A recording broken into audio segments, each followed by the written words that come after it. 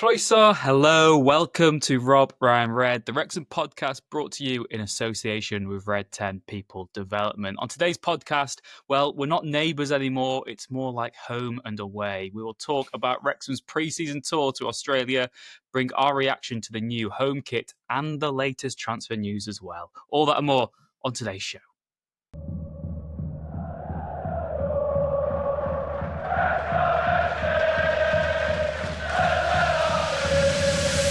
Rob, Ryan, Red.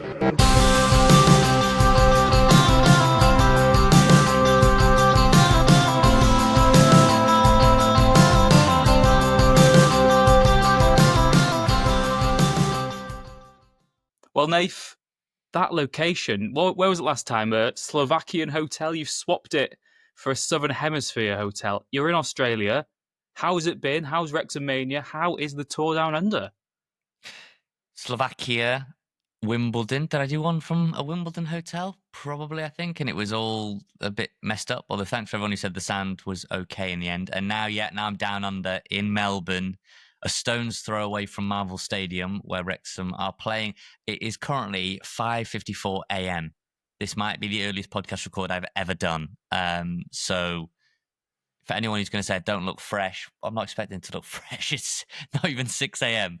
But I'm down under. Wrexham Mania, I would say doesn't really exist over here. Not like it did in North Carolina.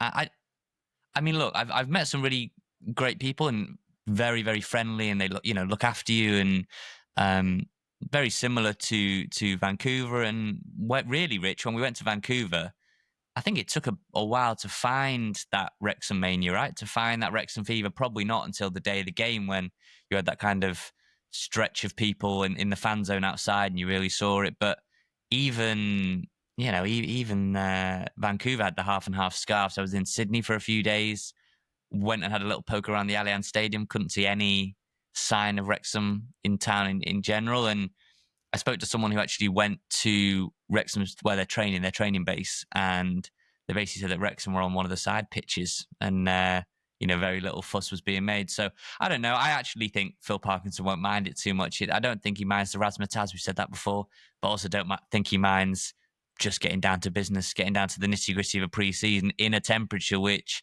is much more sort of familiar and not those kind of soaring Club World Cup temperatures that we maybe had a few years ago. Yeah, there's a good piece by Sutty in The Athletic, isn't there? A sort of a Wrexham tour diary, and Parky is involved in that, and he says that the fact the climate is much closer to the UK right now, and obviously the winter for you there, just means that they don't have to train at either really early or really late in the day. It means you can have kind of a normal routine once you've acclimatized to the time difference. And yeah, I guess that's the thing, Nate. We're enjoying a heat wave here in the UK, and you're wrapped up in 2-3 layers. Travel vlogs doing well. A shout out to anyone who's not watched those yet to go over on YouTube and watch Nath with koalas and all that. Thank you as well to the guy who's only ever commented on 2 of our YouTube videos in 2 consecutive years, saying that Nath's travel vlogs aren't very good. Hope you're back next year. Really do hope you're back next year as well. Also, I think, Nate, before we get started proper on the pod, thank you to everyone who got involved last week with the whole season ticket discussion. We have had so many messages on every single platform. Lots of people who agree with us, lots of people who disagree with us and say that we're entitled brats, and I totally get that. I also think that last week our emotions were very raw. When you do sit back and look at it, there is that devil inside of me that still says, maybe I do disagree a little bit, but that's our opinion. Thank you so much to everyone who got involved in that. Nathan, I know you want to say something as well on this, maybe? Yeah, I just wanted to qualify. I kind of said it in one of the travel vlogs as well. One of the main gripes that I was responding to on email, and thanks to all the emails, and I would say the emails were incredibly detailed, and I know that you've taken time out to write those, so I really did appreciate that, and I wanted to give them full responses where I can. There are still some I'm getting around to. I'm doing my best. I will get there very, very soon. The ones I did respond to, the few I did respond to, one of the gripes in there, Rich, was that we were speaking about community and protecting that community and valuing the community. And I think maybe what I did a poor job of explaining was that I just meant the fan base as a whole. I was not referring to looking after current season ticket holders.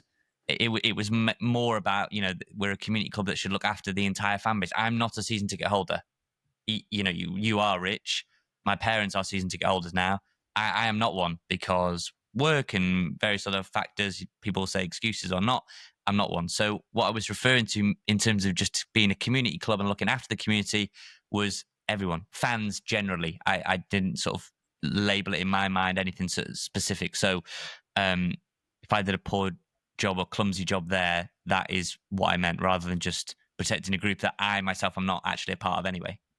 Yeah, definitely. I'd also say last week we were speaking as maybe irrational, not irrational, but we were speaking as fans rather than trying to be like reporters on it. Like you said, I'd qualify my argument with I'm an entitled season ticket holder. I know that I've got a very different outlook to other people, and maybe I'm trying to protect my own interests to an extent because I'm one of the lucky few who have that. So I've got to accept that. And if you don't agree, that's absolutely fine as well. This is what the podcast is for. We want to voice every opinion of all the fan base. Last week was 3 fans who were probably in agreement, and maybe it was a slight bias on our part, but they were our opinions. So we fully respect yours as well. And thank you to everyone who got involved. That's enough for now. We probably will make reference to it when we mention the training sponsor. But Nath, let's have a bit more on Australia then. It's game day for you in Australia, is it then? 5 a.m.? Yes. So What are 6 you a.m. expecting? It will be like, go on, what am I expecting? Yeah, I'm because expecting. I was going Ooh. to say because like a year ago, because me being cynical, I was thinking pre-season doesn't matter as long as people don't get injured. I don't really care. But then if you look back to a year ago and you think of the Chelsea game, you think of the performances we put in pre-season, they were a real good sort of benchmark for the campaign that was to come, weren't they? Like there's a lot of important work to be done over the next few games. We probably will see just about every player who's travelled. There might be a handful who don't get onto the pitch.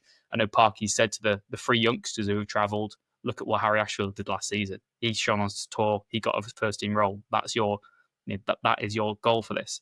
But what are you expecting? Is there any players in particular you really want to see?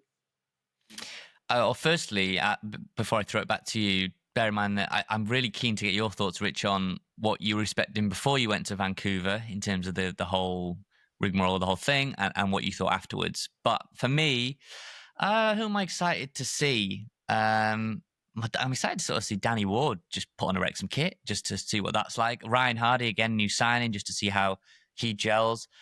I think Sam Smith, though, is the one I'm looking forward to seeing. I know it's not the kind of the benchmark that we'll judge him against playing Melbourne Victory or whatever, but he is very exciting. And I think as it stands right now, he will be the guy we depend on for goals. And you need your main striker, which I believe he is, ahead of Ryan Hardy. You need your main striker, your top striker, your best striker to go into a season, I think, in red hot form. Now, whether that's putting 10 goals past Gresford or it's, putting a hat trick past Melbourne Victory, whatever it is, you just need to see the ball hit in the back of the net, I think. And that'll start with Melbourne Victory, then it'll be Sydney FC on Tuesday, and then you go to Wellington to play Wellington Phoenix. So I would say Sam Smith is the one that I'm particularly looking forward to watching. But more than anything, I'm looking forward to seeing Wayne in his pop-up turf and Andy Yem. Andy Yem was out quite late last night and I'd crashed out in bed. So he was painting the town red with some of the Wrexham fans that had made the trip. I know it's such a long old way. I met a few people. I met a few blokes from Harlech, Rich, in a pub. And they've been living in Perth for 20 years and still very much had the Welsh twang. So to Geraint and, one was from Harlech and one was from Flint. And we were just Okay. surrounded by a load of Aussies. So it was the true sort of authentic down under experience I was looking for, speaking to a bloke from Flint and a bloke from Harlech. I guess this is me tongue in cheek here. Do you want I miss what pre-season? I miss trialist A, trialist B, trialist C. There gets to a level, probably is when you get to sort of League One Championship, you just don't really have trialists anymore. Like the famed pre-season of Jimmy Torre will live forever in the annals of Wrexham Football Club. Like you had to be there. Jimmy Torre, Google him. Who's this guy? Trying to ask Geraint Parry. Who's this guy we've got? Who are these people? I remember working on the media team, I think, for a game at Druids once, and we were like under like an embargo, but what would we call it, embargo? You just weren't allowed to tell who it was. You know, you were sworn to secrecy. You're not allowed to say who these trialists are. And there were so many conspiracy theories of who are these people trying to Wikipedia out of contract strikers and stuff. And yeah, part of me misses the charm of having a trialist playing for your team, but you don't know who it is on the team sheet. I was going to say, we should say, for anyone who's maybe not familiar with that, it was a thing at the start of the takeover campaign, kind of the Yeah. early first version of Parky. But typically in pre-season, if you're lower down the pyramid, there is a lot of competition for players. So if you want to get a player in to play, have them on trial. Jake Bickerstaff's just been on trial at Oldham Athletic, for example. I don't know if Oldham played a match, but if they did and Bickerstaff played, he would have been trialist A or trialist B or trialist C, because basically you don't want to give other teams an idea of who's available, who you've got in the building, etc., etc. So I always love those ones, Rich, where it's like 1 to 11 trialist, 1, 2, 3, 4, 5, and it's just a complete trialist 11. So Yeah. And long gone are you those days for always get Wrexham. one clever dick, usually me, who quotes it saying "proud day for trialist days for trialist parents," isn't it? Like, yeah, good. Yeah, good yeah. stuff. But long sort of long time ago for Wrexham, that feels like now. But Rich, just on Vancouver and me not feeling maybe the sense of Wrexham Mania quite yet. Hopefully I do, and I will be vlogging the actual day, the match day. What were your expectations going to Vancouver, and then how did you find it there when you were there? Yeah, it's an interesting one. Again, I think being in our own little bubble, which we are, is I think everyone's in their own little bubble of what they are as a Wrexham fan. So you're used to your own experience of following the club. And for me, the thought of us having fans in any country. I remember Brian, is he the Danish Wrexham fan? And I remember he followed us from Football Manager, and this was 15 years ago. Maybe he started following us, and I remember being like, oh, "We've got a Danish fan called Brian, and he Brian Jorgensen, and he follows Wrexham because of Football Manager." It's like this is the Danish fan, the Danish fan. And then it's like, so for me, it is still alien that anyone outside of the sort of UK knows who Wrexham are. Like that still blows my mind. We're in the Championship next season. I cannot believe that. So when we went to Vancouver a year ago, I really thought that we'd arrive there and people just wouldn't know there's a match going on. I'd be like, there might be some sort of token posters about and stuff. Some people who are maybe involved in the promotion of the game who are giving it a big one, but there won't actually be that much interest. And I'd say generally in Vancouver, there was a lot of, football fans knew about the game. They knew what was happening. But there was still quite a lot of, I'd say the day-to-day civilian didn't know the game was going on. It was going on a weekday for us, wasn't it, in Canada anyway, in Vancouver. So lots of people just didn't work. But when it got to the actual match day and we got to the stadium, the fan park blew my mind. Like there were thousands and thousands of people there queuing up, everyone in Wrexham shirts and stuff. And just so many people who had travelled from hundreds and hundreds, thousands of miles across North America to be there for that game, to see this team they'd watched on the documentary. And their experience of Wrexham, again, is very different to mine. And yeah, it staggered me. I'm hoping you get something similar during Marvel Stadium. I guess maybe, I know people will be correcting us in the comments on this one, but I feel like percentage-wise, soccer, as we call it, football soccer, is a smaller sport in Australia than it is in Canada. For sure, probably. I mean, I watched. For sure, probably. Yeah, for sure, probably. I mean, at this point, every video I've posted I've made some sort of erroneous mistake. And I was at the zoo and I said, "Look at the Melbourne skyline behind me," as I look back at Sydney. And so I'm clearly just waffling a load of absolute nonsense. But now I'm looking forward to it. There's a big mural that's been done by an artist that was very, very cool. I think we shared the clip and the inspiration behind that on our socials on Twitter. I'm not sure as well if it's on Instagram, but I'll try and find it and post it on our story there. But yeah, very, very cool. So I'll be getting lots of pictures. And yeah, if you want to see it kind of how the actual match day pans out, I will be doing a separate video on that. But yeah, Australia so far, I think I said it in one of the videos, Rich, that I actually think it in so many respects, it's perfect for a pre-season, aside from the fact that it's a whole day away. So aside from the big elephant in the room, which is the time difference, so many elements of it make so much sense. Very, very relaxed for the players. They can walk around because they're not megastars. Tottenham have been here recently. I think Newcastle, did they come? Liverpool have been here previously. Yeah. Man United. So there've been much bigger teams with respect to Wrexham that have come over. players, Jimmy Mack's finding random boxing gyms at 5 a.m. because he can't sleep. Harry Ashfield, all the players are able to go around the museums and the attractions and go relatively unbothered. I don't think many would be sort of stopping them. Although I did see Parky's son George and another analyst in this same pub where I was chatting to the bloke from Flint and Harloch in full Wrexham, those thick coats that look really warm. Yeah, the padded jackets.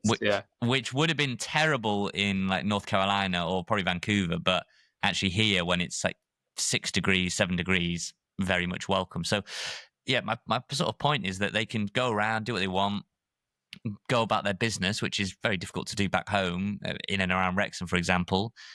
And the weather is not, burning them to a crisp. It's what we'll expect in November, December in the UK, ready for a grueling championship season. It's just the fact that Parky is up till 3 a.m, trying to negotiate contracts and, won't somebody think of the podcasters? Do you know what I mean? No, jokes aside, though, it's the difference. The time difference is the only negative on what would be actually a very sensible trip otherwise. I remember the only time I've been to Australia myself was in 2019. I went on the Man United tour of Asia. They did Perth, Singapore, and Shanghai.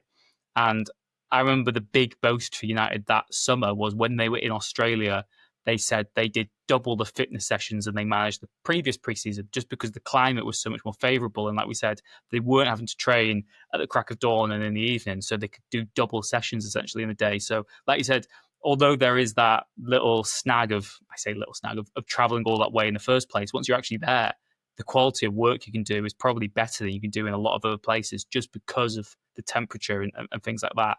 And another important point you made there, Nath, is the time difference for Phil Parkey. It doesn't stop the way that Wrexham Football Club is being ran. He said, himself this week, I think speaking to ESPN, he's been up into the early hours trying to speak to everyone he can back in the UK about what's happening at the club, transfer deals that are going on. He said that there's 2 players at the moment that we're looking at who are currently away with their clubs as well at this moment in time. But he also said, Nath, that if the player comes available, he wouldn't actually be against flying them all the way out to the tour to be involved anyway. So I'm not sure how practical that'll be. I think there'll have to be a cut-off point where if a new signing was signed during the tour, there's not really any point flying halfway across the world just to acclimatise and fly straight back. But it's interesting, isn't it? Because I think that sometimes you can presume that because of pre-season tours happening, all tools are downed and that's the sole focus. But the club is still working hard on transfers. Yeah, but I mean, you couldn't. We would be those entitled brats if they just downed tools for a couple of weeks too, and they came back because an agent texted me recently and their message just said, "What are Wrexham doing?" ?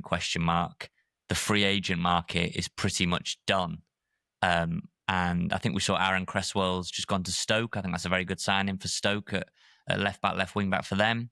And it was just curious, because his agent was sort of talking with a degree of exasperation that Wrexham are moving, as they have done previously, at a slower pace compared to their rivals. But good players are disappearing off the board, so to speak, day by day. And I think Parkinson said in that ESPN interview, which was very good, said that, I mean, his exact words, I don't want to put words in his mouth, but his phrase was something along the lines of, this squad isn't anywhere near where it needs to be, or it's not where it needs to be to compete. And I think he knows that there is a lot of work to do and probably not a lot of time. When you think that we're talking about flying players out, I don't see the value in that now personally, because it's game day now.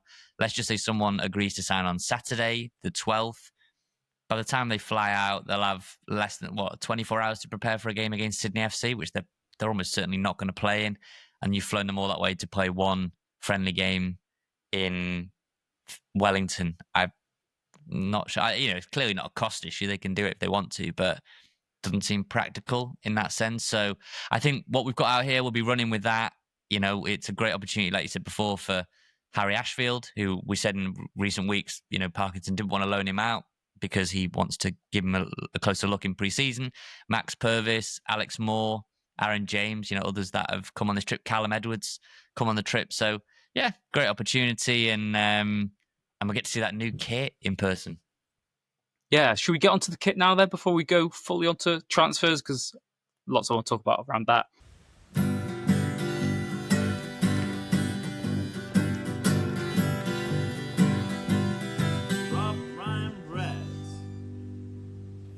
New Wrexham kit released and unveiled by the time you listen to the podcast. You surely will have seen it now. Throwback to the famous 1981 Patrick home kit. An absolute beauty, that original. The away shirt, I mean, as soon as I first saw it in Nath, I thought, is that the best one yet since the takeover? Best one in recent times? Yeah, I mean, there's no way sort of to argue it from my point of view. The centralized badge I know will be divisive amongst some people, but like I said, when it's paying homage to that original design, you've got to stay true to it. There's a lot of teams going for centralized badges as well this season in terms of just the wider kit world. The only little gripe with that is obviously the original had manufacturer logos on the sleeves, whereas this one's got the Macron off to the sort of right breast, so it looks a little, for my sort of into OCD to a degree, it just doesn't look right. It doesn't sit right in that regard. But that's nitpicking. Like I said, I was making my notes like, what can I talk about with the new kit? And I didn't want to be negative just for negative sake. Like, it's a really nice kit. I like the collar. I think it's a nice play to heritage as well. I also think every single year of the takeover, one of the kits have always sort of played homage to the history of the football club. So yeah, I'm a big fan of it. I really like it. I love it actually. I totally get that, and that was the gripe from Mr. Flint in the pub last night, that it just kind of throwing the OCD off with that Macron logo on. Yeah, needed it on the sleeves. Really, I think it is on the sleeves as well, right? I think it's on both. Yeah, I was going to say my other small gripe was obviously the HP logo is now a sleeve sponsor that's blue rather than white as we had last year. Which So basically, there's no pleasing us. Basically, even though Rob McElhenney said he wants 14 of these kits, for me, home kits are very difficult to reinvent every year. Right, the color is unless you're Vincent Tan at Cardiff and you're going to change it from blue to red. The kit is very hard. The home kit, particularly, like we haven't seen the away kit yet. We haven't seen the third kit. Rumors that yellow and green for the away kit and sort of Patagonia blue. I think there's some sort of anniversary. I think I saw somewhere the 160th anniversary of Wales going to Patagonia, or Welsh feet sort of hitting the ground in Patagonia, which would be a nice sort of homage to pay there. We haven't seen those kits yet. So the home kit is where you are there's limited scope, right, for what you can do. And I think for the first time in the takeover, this for me rivals that first TikTok red home shirt. That's one of my favorite ones in recent times. But I was trying to think that I'm 29. In 30 years of following Wrexham, which kits have been my favorite? I would hold up the Dennis the Menace one. That is probably still my favorite one. The red and black with the Nike. Great memories of watching people like Louis Malt in that shirt. But hey, from early on, hopefully I'll get to see it in person later. Maybe even get my hands on it. This is right up there. Maybe a top 3 kit in all my time following Wrexham. It's interesting, like you said, if the rumours to be believed about the third kit. And yeah, 1865 is when the first Welsh settlement was in Patagonia. Because you remember, would have been after the anniversary season, there was the fan vote on your new kits, and we had that suggested Argentina-esque shirt. Do you remember? That would have been my top ever Wrexham kit, I think, if that had been made, the blue and white stripes. But we'll have to wait and see. So yeah, the home kit has been released. I suppose, Nath, given I say the fuss we kicked up last week, I think was justified. Prices as well around the kits. I think what was it, sort of £65 for in the UK for a new shirt. That is just the market at the moment. That is just what you expect, really. I think for kits these days, I think the people who will want to buy one upon release will still buy one upon release. I don't think it'll put off that many people who were going to buy it straight away anyway. I know that I would probably wait till it comes down on the sale next spring if I really want it then. But I don't want to criticise Wrexham for this because it's just a wider football issue. I don't think it's that much of a problem to beat the club with personally. Well, I mean, that makes a change for us because we love to find ways to beat the club. Jokes, jokes, jokes. We love the club. We fly the flag, and we're here, aren't we? So, for all the people that say we whinge at everything, we don't. We are very positive a lot of the time. But I would say that it was quite interesting to me that I got quite a few messages just before we started from friends of the show and people who listen and always email in, saying that they're based in the US. They obviously have this sort of US distribution now, and they've got all these places. Pele's Soccer in New York. There, they launched it with, I think Neil Taylor was there and Lily Jones was there, and they'll be able to get it actually in the States and in Australia and in all these different places. But actually, a lot of these people are saying, I'm using a VPN. I'm going to get it on the UK site and pay the shipping, and it'll still be cheaper. Because I think it was coming to about 119 US dollars. I was seeing it about 95 euro. It comes into about 85 quid in Europe. So, you are paying a premium, and then obviously you'll have to get it from, shipping will be $14, $15, whatever it is.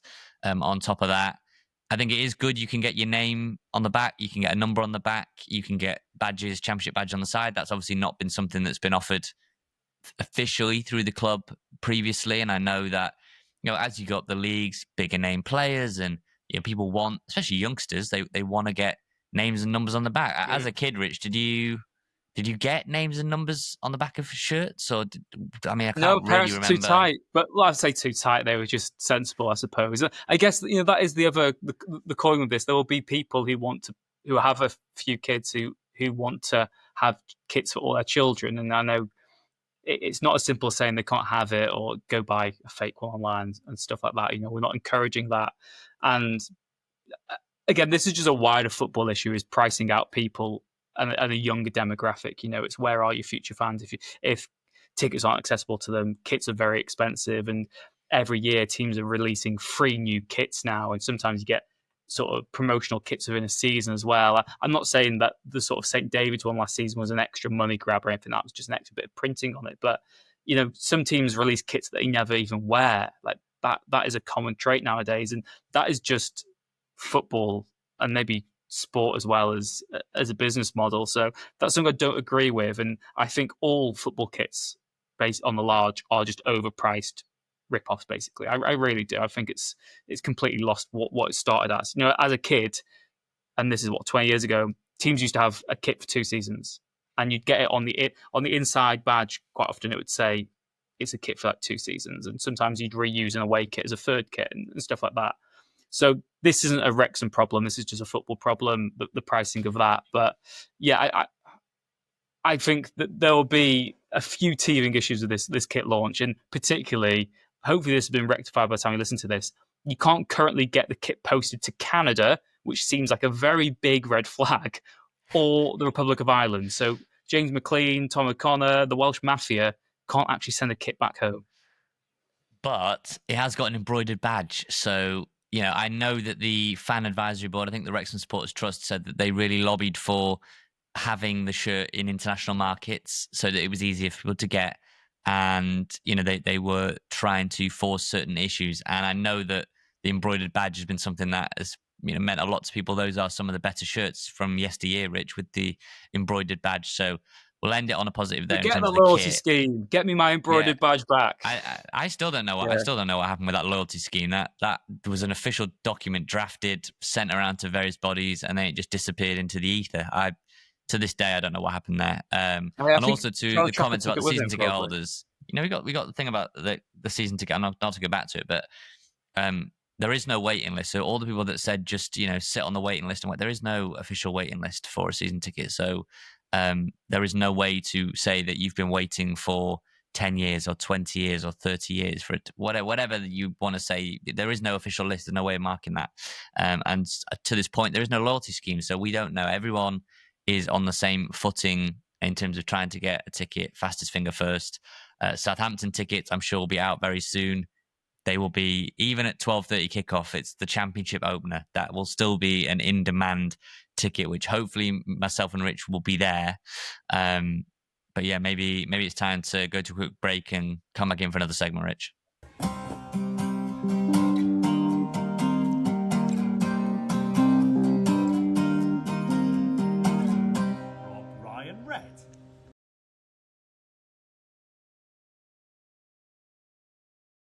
Well, as you might have realised by now, Wrexham will be in the Championship next season, and it's less than a month to go until we kickstart our campaign with that trip to face Southampton, 12:30 kickoff at St Mary's. It's also worth noting that 2 other matches have now officially been moved for television coverage across the first 2 months. Wrexham's first home league match against West Brom on the 16th of August will kick off at 12:30, and the home match against Derby County on the 27th of September will also be a 12:30 kickoff. All the other league matches are Saturday 3 p.m.s as things stand. Nath, not too long to go, I suppose, until the transfer window closes as well, 1st of September. I know lots of managers like to have the nucleus of their squad in place for the opening weeks of the season. The fact Wrexham have, at this moment in time, only signed 2 players maybe indicates to me that we're going for quite ambitious targets who weren't just free agents or Premier League has-beens, and that we could be, again, in the market for some Premier League youngsters on loan that might only become available in the final few weeks of the window. Did you expect us to have more than 2 signings by now, before the tour? Yes, I expected us to have a little bit more than a backup goalkeeper and a relegated striker through the. No, that maybe is harsh, but I expected a little bit more because it's just such a long way to come, right? This is such a good opportunity for team bonding, and it's essentially like an accelerator to just getting to know your teammates. You'd be around them 24/7. You're able to spend a lot of downtime together. And that's not always the case back at home. You drive in and out for match days. Maybe you grab a coffee together, but you're not in and around each other day and night, team meals and bonding on activities. And did you see the video of I think it's Aaron Finch? I'm terrible with cricket, but Yes. they were sort of had a catch in practice, and Harry Ashfield very, very good. I think Dobson was also involved in that, and Alex Moore, Aaron James going to I think it was the Hawthorns or the Hawks or something like that, AFL. So yeah, it's these are great experiences where you can really forge memories together, and it's not just Vegas where you can sort of let your hair down a little bit, right? So I did think there'd be a couple more through the door. I am getting a bit twitchy, just because of what other business I'm seeing done elsewhere. Mm. And I think that's only natural. We're in an era in so many ways, not just football, where comparison culture is deadly, really, because you always look at what someone else has or what they're doing, and you often look inward and go, well, why am I not doing that? Why do we not have that? Why are they on this trip, or why have they got that player? And that's never really, it's not a healthy way to go about your life. So I know that is bad. And yet I'm still looking at Birmingham, and I'm still looking at, say, Cresswell going to Stoke, and I'm still looking at QPR going and getting Kwame Poku, and all these other teams. Southampton have gone and just splashed some cash on, I think, was it 6 million they've just spent on a forward? Yeah. And there is money swilling around the place. And I know we'll do our championship predictions in probably about 6 weeks' time, full 1 to 24, and we'll try and sort of give a clear idea of where we think everyone will come in Wrexham. But yeah, I'm a little bit twitchy in terms of the transfer market. I can't lie. What about you? How are you feeling? Yeah, I think it's only natural as a football fan to have that comparison. And there's also an element of supporters who support the transfer window more than they do football. They just love transfers. They just love all that business. And again, the squads at the end of the window will be the real tester in how they perform on the pitch. So often you see a team that looks like they've had a very impressive window and it doesn't come to fruition. You look to our League One predictions a year ago, we were like, Huddersfield looked great, Bolton looked great, Rotherham, Barnsley. These teams, they have smashed the transfer window and we finished above them all. What I would say is my slight little concern at the moment is, I think, without giving away our predictions too much, I fully expected the 3 relegated Premier League teams, Birmingham, and then sort of the playoff teams from last season to be above us this season. That's what I roughly expect for the season going ahead. There might be 1 or 2 exceptions there, but that's kind of my rough guide at this moment in time, that they'll all be ahead of us. And I kind of looked at the table from last season, and I thought from about 12th down to 20th, every team that survived, I was like, yeah, we could probably finish above them because we've got the momentum, we've got that spirit, we've got the know-how, we've got a very established manager, a very clear style of play. There won't be teething issues. We're only going to make a good squad better. That's what I thought, initially going in. What my slight concern is, a lot of the teams that I just kind of presumed we will finish above next season seem to have done a very good business and had better starts to the window in terms of recruitment than we have. That doesn't mean their squad's better than ours overall, but I'm impressed with the business they've done. Obviously, the other elephant in the room is two teams have transfer embargoes at this moment in time, which could really alter the whole playing field for the season ahead. And we really do send our sympathies to fans of Sheffield Wednesday and Hull, because we've been, in situations before where we've come so close to going out of business, and it's horrible. And it's also important we don't forget where we've come from as sort of a footballing family and the supporters who looked out for us when we were in our time of need. If you've not read up on Chancery at Sheffield Wednesday and what's going on at Hull, then please do, because it's an absolute disgrace. But yeah, in terms of our own picture now, it just reminds me that a lot of the teams that I just kind of presume will finish above or be competitive with, they could fly next season. You look at a team like Swansea as well; they seem to have recruited an interesting mix. Obviously Ricardo Santos going there, who was a good League One defender, not great, but some of the other pickups have been really impressive. So yeah, I'm a little bit twitchy, but I think that's just natural as a football fan, isn't it? It's probably natural for us, given the kind of impression we give people that we're never satisfied. We're always a bit twitchy, and we're waiting on some sort of downfall that might never arrive. Fingers crossed. But I would say that for me, the whole purpose of the window was to add goals to this team. Because I was listening to Mark Crichton on the Fearless Pod the other day, and he was saying that he didn't actually think we were that good last year. For large spells of the season, he watched us without the games. He didn't think we were like a really, really good sort of attacking team. We were a good team. We weren't sort of full of stars. I think that's probably the better way to put it. And I would agree at times. You're going to come up against better defenses now, better players. So it will be tougher to get the goals, right? So if you've gone and got 30 goals, if you've got a 30-goal striker in the Championship, in League One or in League Two, you might get 20 in League One. You might get 12, 30. Naturally, you're going to see some level of drop off. So we're still expecting Sam Smith to score goals. Ryan Hardy, we hope, scores goals. But as a team, we don't score many. And that defense is what dragged us over the line, right? That defense was impenetrable so often. Are we going to get that again? A historically great defensive season? I think that's probably unfair to ask that of your defense, in terms of, what was it, 24, 25 clean sheets in the end in all comps or whatever it was. And that is very difficult to replicate year on year, especially at a higher level where you're going to come up against players worth 10 plus million on occasion. You are going to come up against really valuable, high value players, and shutting them out, as we saw in that Birmingham away game, which you've got to love that. Welcome to Wrexham. Brilliant documentary. The standard bearer, right, for sports documentaries now, wasn't really the Rob and Ryan show. It wasn't. It was about Arthur Massey, and it was about Anthony Ford's situation. It was about Mullin. It was about the Ukrainian cafe, the girl in the back of the horse, but like all these different things, right? And then you obviously see the Birmingham trailer, and it's just like Tom Brady, the movie.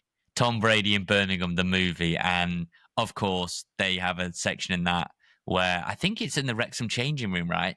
Where Chris Davis just tells the camera crew, like, get out, get out. So that must be the game where they draw at our place. So I you know what? I will be watching that with intrigue. I know it's a Birmingham dot, but I'll be finding the point on Wrexham, and I'll be eager to see, because there's so much of, we're coming for Wrexham, we're doing this. So for all the Birmingham fans that say we're irrelevant, we were a key part of the trailer selling your own documentary. So that's a segue to say that, yes, back to what we're saying, goals. We need goals.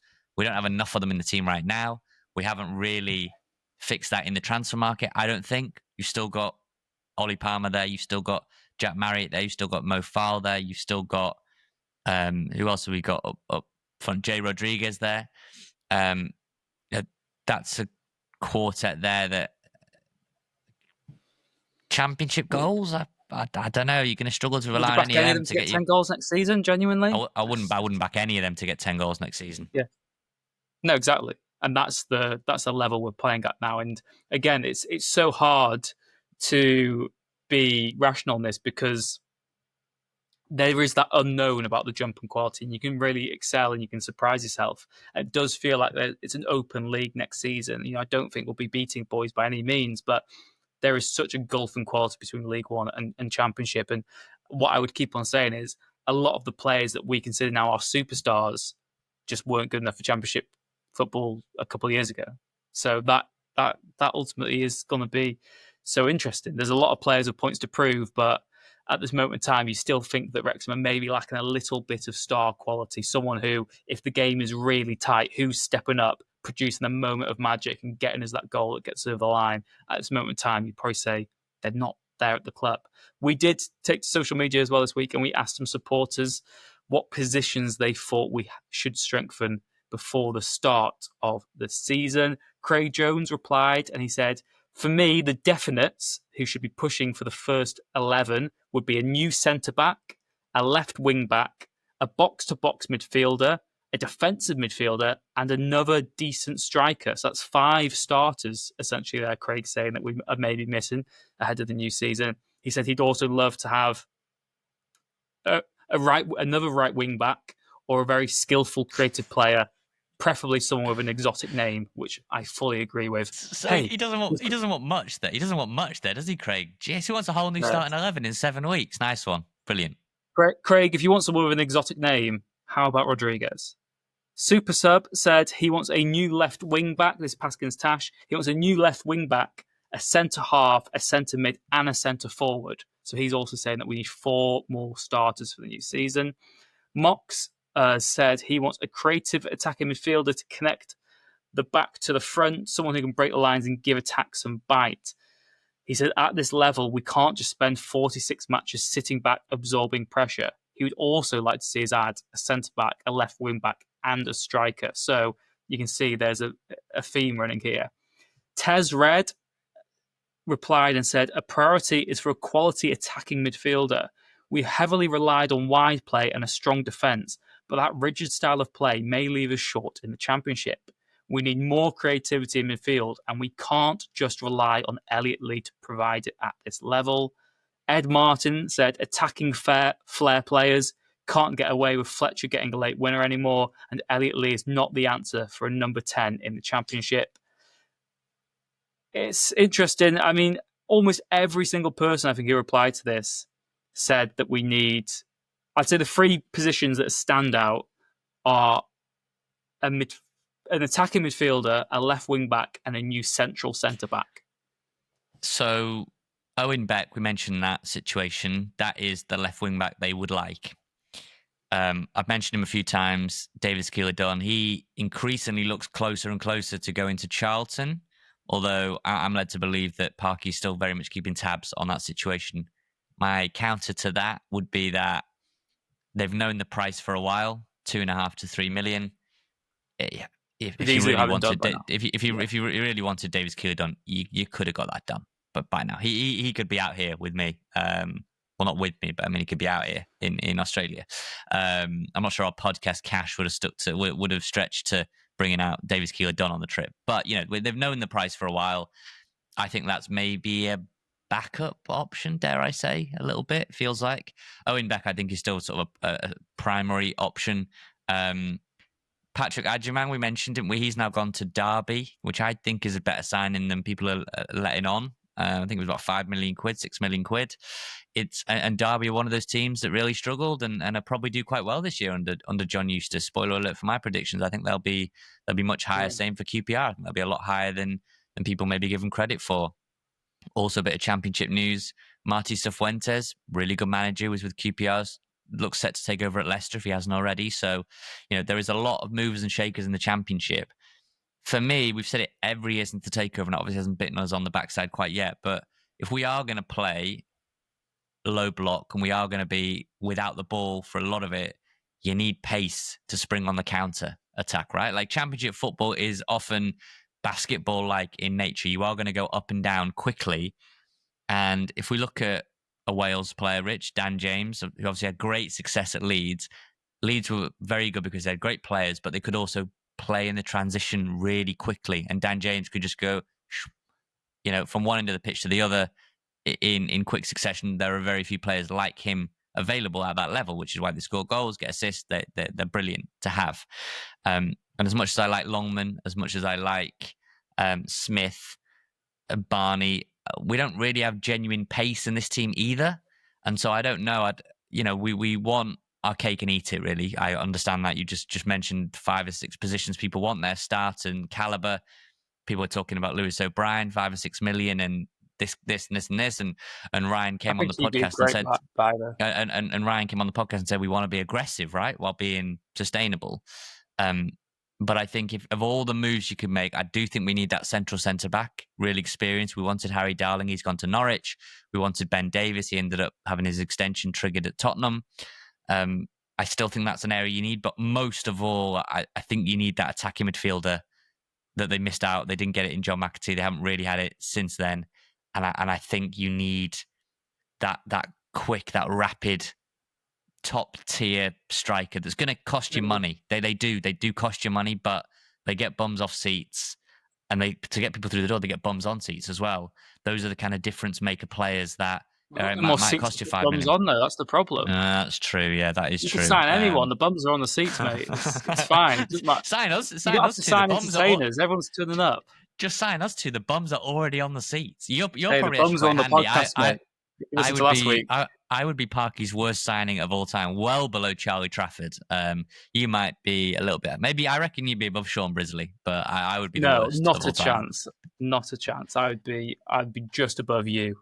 You'd be my shadow, right at the rock bottom of that list. But yeah, thank you very much, everyone who got in touch with those signing suggestions. Like you said, Wrexham are still working on these for the time being, and obviously with the matches being played at this moment in time, it's just difficult to get things completed. But yeah, the season's fastly creeping upon us, Nate. Less than a month to go now as well. I guess the other aspect which is kind of interesting is there's no more games after the tour scheduled at the moment. Yes, I think that'll change. I do think that'll change. Again, Ryan came on and said that he wanted that game against Auckland, and then Parky said, "Look, we need to get back and have a couple of games at home." They haven't been arranged yet, or they haven't been announced yet. That's dependent on the pitch, basically.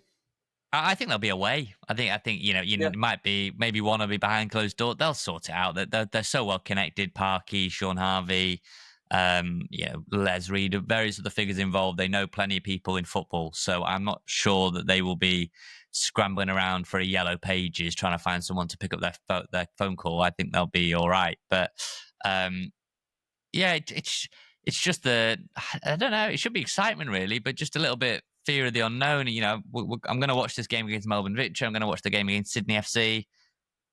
Can I glean too much from those performances? Probably not. It's just a case of enjoying it, and it's a new experience, and for fans being able to meet the players and get close to the players. But we're going into a game against Southampton in 7 or 8 weeks, or no less, right? Yeah. In a month's time, 4 or 5 weeks, whatever it is, and they've just had 100 million in their pocket from coming down to the Premier League. They've got players at the minute, Tyler Dibbling, who they valued at 100 million. It's a bit funny, but they have got good players there, good manager. Will Still. We're a good team, but we're not a great one at this level. We can't say we are because we've never played there for 40 plus years. So I don't know. If we get this big flurry, 7 weeks left of the window, and we get some mega signings through the doors, like 4 million here, 5 million there, 2 million here, whatever, and we get the big name players, we will all gladly eat a big slice of humble pie. But it does feel like, well, others have been quick off the start line. We've been quite slow out the blocks. So let's see. I very much want that large slice of humble pie by the end of the window when we've got unbelievable players through the door. But right now, I think we've been left behind a little bit. Yeah, 4 weeks on Saturday until Wrexham play that opening match in the Championship. 7 weeks left of the summer transfer window as well. Hey, doesn't matter how we play, Nath. We'll look very stylish while we're doing it as well. Wrexham's new home kit out now. Do also want to say on that, love that they paid homage to Joey Jones and that 80s team as well. It was fantastic seeing Whittle, Mickey Thomas. Absolutely brilliant seeing the heritage of that. The ancestry, shall we say, of Wrexham Football Club. Let's just hope they don't have season tickets to pass on to their loved ones. Thank you very much, as always, to everyone in the world for joining us on Rob, Ryan, Red, the Wrexham podcast. Nath, what are the next few days looking like for you then in Australia? So, yeah, obviously I'll still be doing the daily videos and just triggering that one person who only comments whenever I do a travel video. Yeah, Melbourne victory, the game this evening, 7:30 p.m. local time. It is being shown on S4C on Scorio. Then Saturday, I think I'm going to watch some Aussie Rules. Then flying back to Sydney, a couple of days in Sydney. I am going to try and see if I can get any time with any of the players. I doubt it, but you never know. Flying the Triple R flag over here and then just meeting various folk along the way, Rich pop-up turfs, and seeing some of the guys that have made the trip out. And then I fly back next Wednesday. So in terms of the podcast next week, I think we'll probably record it after the Sydney FC game and be out before I'm on a sort of 10, 11, 12-hour flight back to Abu Dhabi or whatever it is, and then back from Abu Dhabi. And I will end to say on this, if I ever see you on a flight, you take off your shoes and your socks, please go straight to airport jail. I never want to experience that ever again. On that note, thank you very much to all of you for listening wherever you are. As always, please do leave a like and subscribe if you haven't already. You can get in touch with us. Comment below on the YouTube video if you're watching there. We'll try and read some of those out in the future. And of course, robbrownreddit@gmail.com for all your emails, your correspondence. Like I said, Nath has been working hard to reply to as many of those as he can. I'll try and chip in as well over the weekend. We do read all your correspondence. We really do appreciate all of that. I think last week showed that as well. This is what we want to be as a podcast.